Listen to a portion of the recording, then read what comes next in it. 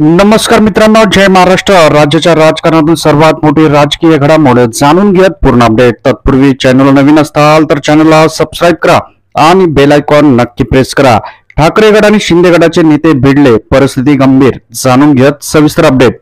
छत्रपती संभाजीनगरचे ग्रामदैवत सार्वजनिक गणपती संस्थान आरती दरम्यान आजी आणि माजी खासदारांमध्ये वादावादी झालेली आहे. यामुळे राज्याच्या राजकारणात मोठी खळबळ उडालेली आहे.